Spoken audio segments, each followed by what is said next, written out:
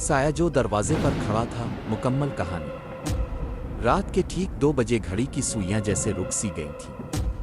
अमार अपने कमरे में अकेला बैठा था जब अचानक दरवाजे पर हल्की सी दस्तक हुई। इसने चौंक कर दरवाजे की तरफ देखा। घर के बाकी सब लोग गांव गए हुए थे और वो इस पुराने मकान में अकेला था। दस्तक दोबारा हुई, इस बार जरा जोर से। अमार के गिले में जैसे आवाज अटक गई। इसने हिम्मत करके पूछा, कौन है? मगर बाहर से मुकम्मल खामोशी थी। वो आहिस्ता आहिस्ता दरवाजे के करीब गया और झरी से बाहर झांका। बाहर अंधेरा था, मगर अंधेरे के बीच एक लंबा सा साया दीवार के साथ चिपका खड़ा था, जैसे किसी का इंतजार कर रहा हो। अमार का दिल तेजी से धड़कने लगा।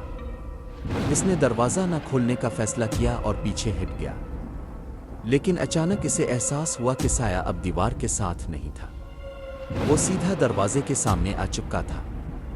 दरवाजे के नीचे से किसी के कदमों की परछाई साफ दिखाई दे रही थी। फिर एक सर्द आवाज सुनाई दी, दरवाजा खोलो, मैं अंदर आना चाहता हूं। आवाज में ना गुस्सा था ना जल्दी, बस एक अजीब सी खालीपन थी। अमार ने कानों पर हाथ रख लिए, मगर आवाज जैसे इसके दिमाग के अंदर गूंज रही थी। अचानक पूरा घर हल्का सा लरस गया। लाइटें टिमटिमाने लगी। अमार ने मोबाइल निकाला तो स्क्रीन पर सिर्फ एक ही जुमला बार बार नमूदार हो रहा था, वो आ चुका है। इसने घबरा कर मोबाइल जमीन पर फेंक दिया। दस्तक अब दरवाजे पर नहीं बल्कि खिड़की पर हो रही थी। वो दौड़कर खिड़की के पास गया तो शीशे के पार वही साया खड़ा था, मगर इस बार उसकी आंखें सुर्ख अंगारों की तरह चमक रही थीं। अमार चीखना चाहता था मगर आवाज जैसे कहीं गुम हो गई थी। फिर अचानक सब कुछ खामोश हो गया। दस्तक रुक गई, लाइटें नॉर्मल हो गई। अमार ने हिम्मत करके दरवाजा खोला।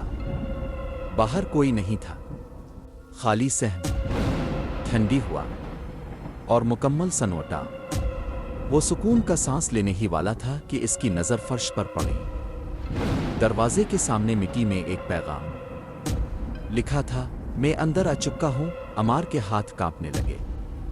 इसने आहिस्ता आहिस्ता पीछे मुड़कर कमरे की तरफ देखा। कमरे के कोने में जहां अभी कुछ देर पहले कुछ नहीं था, अब वही लंबा साया खड़ा था, मगर अब वो दीवार पर नहीं, फर्श पर नहीं, बल्कि सीधा अमार के पीछे था। इसके कान के करीब एक सर्द सांस महसूस हुई। मैंने कहा था ना, दरवाजा खोलो। अमार की आंखों के सामने अंधेरा छा गया।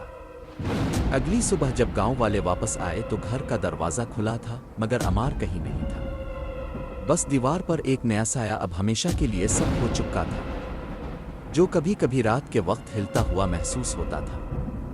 कहानी खत्म नहीं हुई थी, क्योंकि जो भी इस घर में अकेला रात गुजारता, इसे ठीक 2 बजे दरवाजे पर दस्तक जरूर सुनाई देती, और हर बार साया एक कदम और करीब आ जाता।